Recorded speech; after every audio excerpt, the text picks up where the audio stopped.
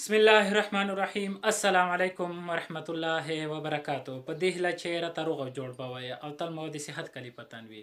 په دې ویډیو کې به زه تاسو ته د سر د پښې په اړه معلومات درکړم چې ولې رامنځته کیږي او څه ډول د دې درملنه کولی شو. په اسانۍ تاسو کولی شئ چې د پښې درملنه وکړئ. هو ویډیو تر پایه وګورئ، ویډیو مه سکیپ کوئ.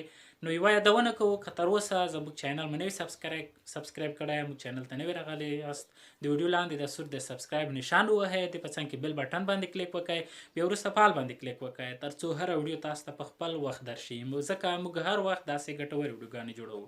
که ویډیو مو خوښه شي لایک یې هم کړئ. نو راځئ چې پیل وکړو. د سر د پښې په اړه د ځینو ملګرو په سر کې پښه رامنځته کیږي. ولې رامنځته کیږي؟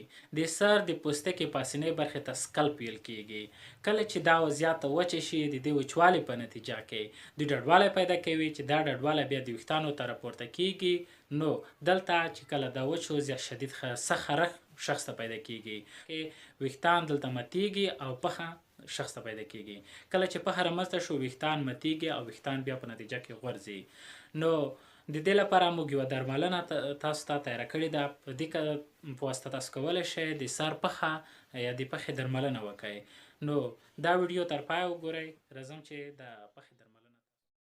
که چیرې مو تر اوسه زموږ چینل نوي سبسکرایب همدا سبسکرایب بټن ووهئ د ویډیو لاندې، بیا په دې څنګ کې د بیل بټن باندې کلیک وکړئ، وروسته په آل باندې کلیک وکړئ تر څو هره ویډیو په خپل وخت تاسو ته در ورسیږي. دې شیانو ته تاسو ضرورت لرئ: یو لیمو، یو تش ګلاس، بل ګلاس کې اوبه، یو د کفرې شامپو، بل د کفرې تیل. دا به تاسو ټول تیار کړئ په یو تش ګلاس کې. په یو تش ګلاس کې به شامپو واچوئ، په دومره اندازه شامپو دې ته واچوئ، د کفرې شامپو باید چې ستاسو د سر کیږي. دومره اندازه شامپو به دې ته واچوئ د کفرې شامپو چې ستاسو د سر کیږي. نو دې ته به یو دانه د لیمو اوبه ور واچوئ چې د لیمو د دې شامپو سره برابر وي. بیا به دا سره میکس کړئ.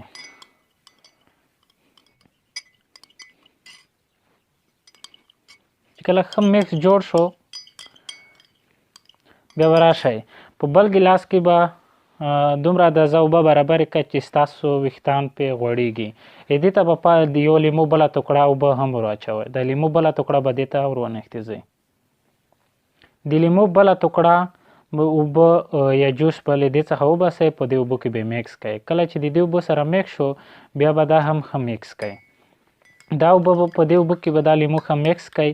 دې نه وروسته به راشئ دې شامپو باندې کوم چې لیمو تاسو سره ګډ کړی په دې به سر ومینځئ. کله چې سر په دې باندې مو ومینځه بیا به په دې باندې خپل ویښتان غوړ کړئ. په دې لیمو اوبه کوم لیمو مې چې سر ګډ کړی و په دې باندې به خپل ویښتان غوړ کړئ. د دې څخه وروسته چې کله مو خپل ویښتان وچ شول بیا به تاسو د کفرې تیل بازار کې موندل کیږي، په دې باندې ویښتان غوړ کړئ. نو انشاءالله په دې طریقه څه وخت دې ته ادامه ورکړئ. دې طریقې ته ستاسو د سر پښه یا ډنډراپ له منځه لاړ شي. دې طریقه دې سره لیمو استعمالوئ نو ستاسو د سر پښه به له منځه لاړ